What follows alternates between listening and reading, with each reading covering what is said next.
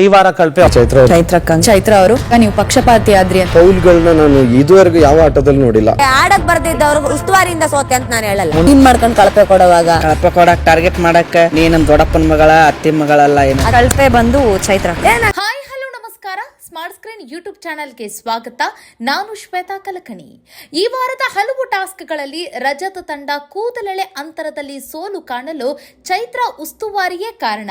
ಯಾಕೆ ಅಂತ ಕೇಳಿದ್ರೆ ಬೇಕು ಅಂತಲೇ ಹಲವು ಬಾರಿ ಫೌಲ್ ಕೊಟ್ಟ ಕಾರಣ ವಾರದ ಟಾಸ್ಕ್ಗಳಲ್ಲಿ ಸೋತ್ರು. ಟಾಸ್ಕ್ ಸೋತಿರುವ ಆ ಸಿಟ್ಟು ಕೋಪವನ್ನ ಚೈತ್ರಾಗೆ ಕಳಪೆ ಕೊಟ್ಟು ಚಾಟಿ ಬೀಸಿದ್ದಾರೆ. ಈ ಸಂದರ್ಭದಲ್ಲಿ ಟೀಮ್ ಮಾಡಿಕೊಂಡು ನನ್ನನ್ನ ಟಾರ್ಗೆಟ್ ಮಾಡ್ತಿದ್ದೀರಿ ಅಂತ ಚೈತ್ರಾಗೆ ಹನುಮಂತು, ನೀನು ನನ್ನ ಅತ್ತಿ ಮಗಳು, ದೊಡ್ಡವನ ಮಗಳಲ್ಲ, ನಿನ್ನನ್ನ ಟಾರ್ಗೆಟ್ ಮಾಡಕ ನೀನು ತಪ್ಪು ಮಾಡಿ ಅದಕ್ಕೆ ನಿಂಗೆ ಕಳಪೆ ಕೊಟ್ಟಿದ್ದೀವಿ ಅಂತ ಹೇಳಿ ಹನುಮಂತು ಚೈತ್ರಾಗೆ ಬುದ್ಧಿ ಹೇಳಿದ್ದಾರೆ. ಹಾಗಾದ್ರೆ ಈ ವಾರ ಕಳಪೆ ಚೈತ್ರಾಗೆ ಸಿಕ್ಕರೆ ಉತ್ತಮ ಯಾರಿಗೆ ಸಿಕ್ತು? ಹಾಗೆ ಈ ವಾರದ ಕ್ಯಾಪ್ಟನ್ಸಿ ಟಾಸ್ಕ್ ನಲ್ಲಿ ಟಫ್ ಕಾಂಪಿಟೇಷನ್ ಕೊಟ್ಟು ಟಾಸ್ಕ್ ಅನ್ನ ಗೆದ್ದು ಕ್ಯಾಪ್ಟನ್ ಆದವರು ಯಾರು? ಬನ್ನಿ ನೋಡ್ತಾ ಹೋಗೋಣ. ಈ ವಾರ 2 ತಂಡಗಳನ್ನಾಗಿ ರಚನೆ ಮಾಡಿ ಬಿಗ್ ಬಾಸ್ ಹಲವು ರೀತಿಯಾದಂತಹ ಟಾಸ್ಕ್ ಗಳನ್ನ ಕೊಟ್ಟಾಗ ಇಲ್ಲಿ ಚೈತ್ರ ಅವರು ತ್ರಿವಿಕ್ರಮ ಅವರ ತಂಡಕ್ಕೆ ಸೇರ್ಪಡೆಯಾಗಿರ್ತಾರೆ. ಸೊ ಹೀಗಾಗಿ ಈ ವಾರ ಹೇಗಾದ್ರೂ ಮಾಡಿ ತಮ್ಮ ತಂಡವನ್ನ ಗೆಲ್ಲಿಸಲೇಬೇಕು, ಮತ್ತೆ ತಾವು ಕೂಡ ವೈಯಕ್ತಿಕವಾಗಿ ಈ ಒಂದು ಕ್ಯಾಪ್ಟನ್ಸಿ ಓಟದಲ್ಲಿ ಇರಲೇಬೇಕು, ಕ್ಯಾಪ್ಟನ್ ಆಗ್ಲೇಬೇಕು ಎನ್ನುವಂತ ಹಠ ಚೈತ್ರಾಳದಿತ್ತೋ ಏನೋ ಗೊತ್ತಿಲ್ಲ. ಒಟ್ಟಿನಲ್ಲಿ ಅವರು ಉಸ್ತುವಾರಿಯಾಗಿ ಅವರು ಆಟ ಆಡುವಂತ ಸಂದರ್ಭದಲ್ಲೆಲ್ಲ ಬಂದಿರುವಂತ ಸ್ಪರ್ಧಿಗಳಿಗೆ, ಅಂದ್ರೆ ಯಾರಿಗೆ ಅವರು ಉಸ್ತುವಾರಿಯಾಗಿ ಅವರು ನೇಮಕ ಆಗಿರ್ತಾರಲ್ಲ ಆ ಸಂದರ್ಭದಲ್ಲಿ ಸ್ಪರ್ಧಿಗಳು ಎಷ್ಟೇ ಚಂದ ಆಟ ಆಡ್ತಾ ಇದ್ರು, ಏನು ತಪ್ಪು ಮಾಡಲೇ ಇಲ್ಲ ಅಂತಂದ್ರೂ ಚೈತ್ರ ಅವರು ಬೇಕು ಅಂತಲೇ ಅವರು ಹಲವು ಬಾರಿ ಫೌಲನ್ನ ಕೊಟ್ಟು ಅವರನ್ನ ಆಟದಿಂದ ಸೋಲಿಸಲು ಕಾರಣ ಆಗಿದ್ದಾರೆ.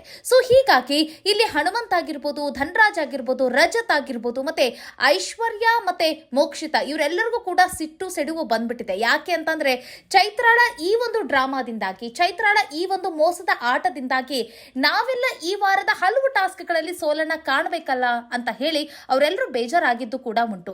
ಅದರ ಜೊತೆಗೆ ಬಿಗ್ ಬಾಸ್ ಕೊಟ್ಟಂತಹ ವಾರದ ಕೊನೆಯ ಟಾಸ್ಕ್ ನಲ್ಲಿ ಇಲ್ಲಿ ಚೈತ್ರ ಅವರು ಉಸ್ತುವಾರಿಯನ್ನ ಬಿಟ್ಟು ಅವರು ಕೂಡ ಆಟ ಆಡ್ತೀನಿ ಅಂತ ಹೇಳಿ ಫೀಲ್ಡ್ ಇಳಿದ್ರು. ಆ ಸಂದರ್ಭದಲ್ಲಿ ಇಲ್ಲಿ ರಜತ್ ಅವರು ಉಸ್ತುವಾರಿ ಆಗಿದ್ರು.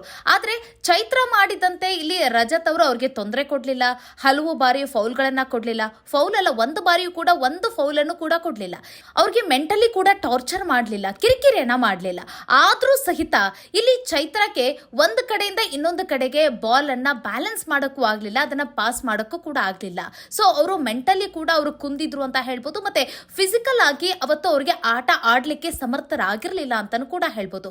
ಇಲ್ಲಿ ಉಸ್ತುವಾರಿ ಆಗೋದೇ ಬೇರೆ, ಆಟ ಆಡೋದೇ ಬೇರೆ. ಇದನ್ನ ಈ ವಾರ ಚೈತ್ರ ಅವರು ತುಂಬಾ ಚೆನ್ನಾಗಿ ಅರ್ಥ ಮಾಡ್ಕೊಂಡ್ರು ಅಂತ ಕಾಣಿಸುತ್ತೆ. ತದನಂತರ ವಾರದ ಕೊನೆಗೆ ಇಲ್ಲಿ ಧನರಾಜ್ ಅವರು ಮತ್ತೆ ಹನುಮಂತು ತಮ್ಮ ಅಳಲನ್ನ ತೋಡ್ಕೊಳ್ತಿರ್ತಾರೆ, ಒಂದಷ್ಟು ಮಾತುಕತೆಗಳನ್ನ ಮಾತಾಡ್ತಿರ್ತಾರೆ. ಏನಂತ ಅಂದ್ರೆ ಚೈತ್ರ ಅವರು ಏನಾದ್ರೂ ಈ ವಾರದ ಉಸ್ತುವಾರಿ ಅವರು ನ್ಯಾಯವಾಗಿ ಮಾಡ್ಬಿಟ್ಟಿದ್ರೆ ನಾವು ಈ ವಾರ ಟಾಸ್ಕ್ ಗಳಲ್ಲಿ ಸೋಲಲು ಆಗ್ತಾನೆ ಇರಲಿಲ್ಲ, ನಾವೇ ಈ ವಾರ ಗೆಲ್ಲಬಹುದಾಗಿತ್ತು. ಚೈತ್ರಾಳ ಈ ಮೋಸದ ಆಟದಿಂದ, ಮೋಸದ ಉಸ್ತುವಾರಿಯಿಂದ ನಾವು ಸೋಲ್ಬೇಕಾಯ್ತು. ಮತ್ತೆ ಉಸ್ತುವಾರಿ ಅಂತಂದ್ರೆ ನ್ಯಾಯ ಒದಗಿಸಿಕೊಡುವಂತವ್ರು, ಅವರು ನ್ಯಾಯದ ಒಂದು ಸ್ಥಾನದಲ್ಲಿರ್ತಾರೆ, ಅಂತವರೇ ಈ ರೀತಿಯಾಗಿ ಆಟ ಆಡ್ಬಿಟ್ರೆ ಸ್ಪರ್ಧಿಗಳು ಹೇಗೆ ಆಡೋದು ಅಂತ ಹೇಳಿ ಇಲ್ಲಿ ಹನುಮಂತು ಚೈತ್ರಾಳ ಬಗ್ಗೆ ಮಾತನಾಡಿರ್ತಾರೆ. ನಂತರ ಇಲ್ಲಿ ಕ್ಯಾಪ್ಟನ್ಸಿ ಓಟದಿಂದ ಒಬ್ಬರನ್ನ ಹೊರಗಿಡಬೇಕು, ಸೊ ಹಾಗಾಗಿ ಸೂಕ್ತ ಕಾರಣಗಳನ್ನ ಕೊಡಬೇಕು, ಕೊಟ್ಟ ನಂತರ ಅವರನ್ನ ನೀರಿಗೆ ಧುಮುಕಬೇಕು ಅಂತ ಹೇಳಿ ಒಂದು ಟಾಸ್ಕ್ ಅನ್ನ ಅಸೈನ್ ಮಾಡಿರ್ತಾರೆ ಬಿಗ್ ಬಾಸ್. ಈ ಸಂದರ್ಭದಲ್ಲಿ ಒಂದಿಷ್ಟು ಕಾರಣಗಳನ್ನ ಅಲ್ಲಿಟ್ಟಿರ್ತಾರೆ. ಆ ಕಾರಣಗಳಿಗೆ ಯಾರು ಸೂಕ್ತರು ಎಂಬುದನ್ನ ಇಲ್ಲಿ ನಾಮಿನೇಟ್ ಆಗಿರುವಂತಹ ಸ್ಪರ್ಧಿಗಳು ಅದನ್ನ ಹೇಳೋ ಮೂಲಕ ಅವರನ್ನ ಕ್ಯಾಪ್ಟನ್ಸಿ ಓಟದಿಂದ ಅವ್ರನ್ನ ಹೊರಗಿಡಬೇಕು, ನಂತರ ಅವ್ರನ್ನ ಸ್ವಿಮ್ಮಿಂಗ್ ಪೂಲ್ಗೆ ಅವ್ರಿಗೆ ಧುಮುಕ್ಬೇಕು. ಅಂದ್ರೆ ಹಲವು ಬಾರಿ ಇಲ್ಲಿ ಚೈತ್ರಾಗೆ ಅವರು ಹೊರಗಿಡೋ ಒಂದು ಪ್ರಯತ್ನವನ್ನ ಮಾಡಿರೋ ಕಾರಣಕ್ಕಾಗಿ ಚೈತ್ರಾಗೆ ನಾಮಿನೇಟ್ ಆಗಿರುವಂತಹ ಸ್ಪರ್ಧಿಗಳು ನೀರು ಕುಡಿಸಿದ್ರು ಅಂತ ಹೇಳಿದ್ರೆ ತಪ್ಪಾಗಂಗಿಲ್ಲ. ಆದ್ರೆ ಇಲ್ಲಿ ಹೆಚ್ಚು ಓಟ್ ಪಡೆದಿರುವಂತಹ ಸ್ಪರ್ಧಿ ಯಾರಾಗಿರ್ತಾರಂತಂದ್ರೆ ಮಂಜು ಆಗಿರ್ತಾರೆ. ಸೊ ಹೀಗಾಗಿ ಮಂಜುನ ಇಲ್ಲಿ ಕ್ಯಾಪ್ಟನ್ಸಿ ಓಟದಿಂದ ಹೊರಗಿಡ್ತಾರೆ. ಈ ಸಂದರ್ಭದಲ್ಲಿ ನೀವು ಗಮನಿಸಿರ್ಬೋದು, ಚೈತ್ರ ಅವರು ಮಾನಸಿಕವಾಗಿ ಕುಗ್ಗಿದಂಗೆ ಕಾಣಿಸ್ತಾ ಇರ್ತಾರೆ, ಮತ್ತೆ ಅವರಿಗೆ ತುಂಬಾ ಚಳಿ ಜ್ವರ ಬಂದಂಗೆ ಕಾಣಿಸ್ತಿರ್ತಾರೆ. ಸೊ ಹೀಗಾಗಿ ರಜತರು ಹೇಳ್ತಾರೆ 3-4 ಬೆಡ್ಶೀಟ್ ಹಚ್ಕೊಂಡು ಅವರು ಮಲಗ್ಬಿಟ್ಟಿರ್ತಾರೆ.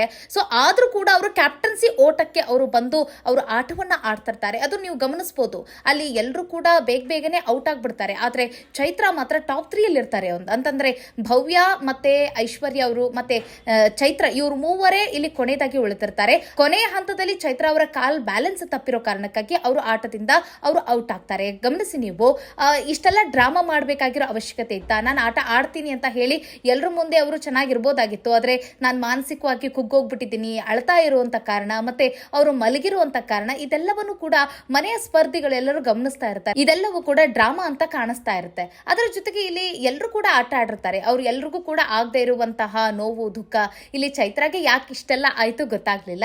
ಒಟ್ಟಿನಲ್ಲಿ ಅವರು ಮಲಗಿರುವಂತ ಕಾರಣ ಅಂತಂದ್ರೆ ಕ್ಯಾಪ್ಟನ್ಸಿ ಓಟದಲ್ಲಿ ಅವರು ಕೂಡ ಇರಬೇಕು ಮತ್ತೆ ಕ್ಯಾಪ್ಟನ್ಸಿ ಆಟವನ್ನ ಚೆನ್ನಾಗಿ ಆಡಬೇಕು ಅಂತ ಹೇಳಿ ಇಲ್ಲಿ ರಜತ್ ಅವ್ರು ಹೇಳ್ದಂಗೆ ಅವರು ರೆಸ್ಟ್ ಮಾಡಿ ಮತ್ತೆ ಸ್ಟ್ರಾಂಗ್ ಆಗಿ ಬಂದ್ರ ಗೊತ್ತಿಲ್ಲ. ಆದ್ರೆ ಇಲ್ಲಿ ಒಂದು ಹಂತದಲ್ಲಿ ಭವ್ಯಗೆ ಮತ್ತೆ ಐಶ್ವರ್ಯಗೆ ಟಫ್ ಕಾಂಪಿಟೇಷನ್ ಕೊಟ್ರು ಅಂತಾನು ಕೂಡ ಹೇಳ್ಬೋದು. ತದನಂತರ ವಾರದ ಕೊನೆಯ ಹಂತದಲ್ಲಿ ಬರುವಂತಹ ಟಾಸ್ಕ್ ಏನು ಅಂತಂದ್ರೆ ಕಳಪೆ ಮತ್ತು ಉತ್ತಮ ಕೊಡುವಂತಹ ಹಂತ. ಈ ಸಂದರ್ಭದಲ್ಲಿ ಮನೆಯ ಆಲ್ಮೋಸ್ಟ್ ಮಂದಿ ಎಲ್ಲರೂ ಸೇರಿ ಇಲ್ಲಿ ಕಳಪೆನ ಚೈತ್ರಾಗೆ ಕೊಟ್ಟಿರ್ತಾರೆ. ಅದರಲ್ಲೂ ಇಲ್ಲಿ ನಾಮಿನೇಟ್ ಆಗಿರುವಂತಹ ಸ್ಪರ್ಧಿಗಳು ಅಂತಂದ್ರೆ ರಜತ್ ಅವರ ತಂಡ ನೀವು ಗಮನಿಸಬಹುದು. ರಜತ್ ಅವರ ತಂಡ ಎಲ್ಲರೂ ಸೇರಿ ಇಲ್ಲಿ ಚೈತ್ರಾಗೆ ಇಲ್ಲಿ ಅವರು ಕಳಪೆನ ಕೊಟ್ಟಿರ್ತಾರೆ. ಯಾಕೆ ಅಂತಂದ್ರೆ ಇವರ ಒಂದು ಉಸ್ತುವಾರಿಯಿಂದಾಗಿ ನಮ್ಮ ತಂಡ ಸೋಲಲು ಕಾರಣ ಆಯ್ತು, ನಾವ್ ಇವತ್ತು ಈ ಸ್ಥಿತಿಯಲ್ಲಿ ಕುತ್ಕೊಂಡಿದ್ದೀವಿ ಅಂತಂದ್ರೆ ಅದು ಚೈತ್ರಾಳೆ ಕಾರಣ ಅಂತ ಹೇಳಿ ಇಲ್ಲಿ ಎಲ್ಲರೂ ಕೂಡ ಅವರಿಗೆ ಕಳಪೆಯನ್ನ ಕೊಟ್ರು. ಆ ಸಂದರ್ಭದಲ್ಲಿ ಸಿಟ್ಟಾಗಿರುವಂತಹ ಚೈತ್ರ ಅವರು ನೀವೆಲ್ಲರೂ ಟೀಮ್ ಮಾಡಿಕೊಂಡು ನನಗೆ ಕಳಪೆಯನ್ನ ಕೊಡ್ತಾ ಇದ್ದೀರಾ, ನನ್ನನ್ನ ಟಾರ್ಗೆಟ್ ಮಾಡ್ತಿದ್ದೀರಾ ಅಂತ ಹೇಳ್ತಾರೆ.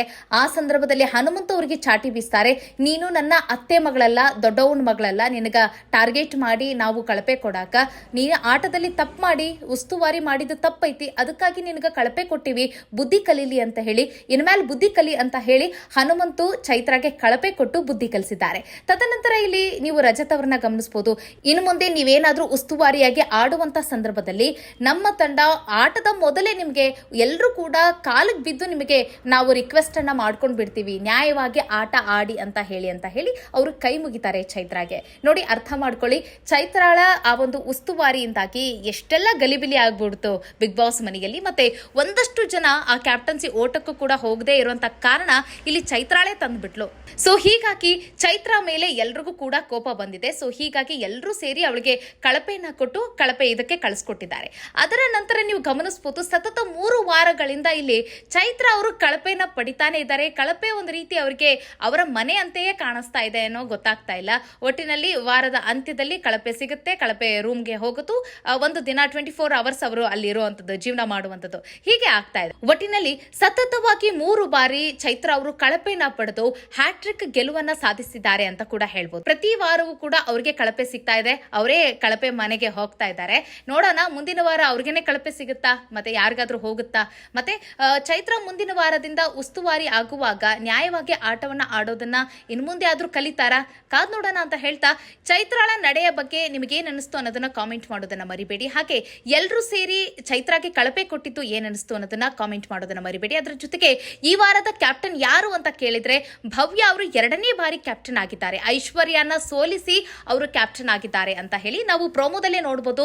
ಚೈತ್ರಾಳನ್ನ ಅವರು ಕಳಪೆ ಮನೆಗೆ ಕಳಿಸ್ಕೊಡುವಂತ ಸಂದರ್ಭದಲ್ಲಿ ಇಲ್ಲಿ ಭವ್ಯ ಅವರೇ ಚೈತ್ರ ಜೊತೆಗೆ ಇರ್ತಾರೆ. ಸೊ ಭವ್ಯ ಅವರು ಈ ವಾರದ ಕ್ಯಾಪ್ಟನ್ ಆಗಿದ್ದಾರೆ ಅಂತ ನಾವು ನೋಡಬಹುದು.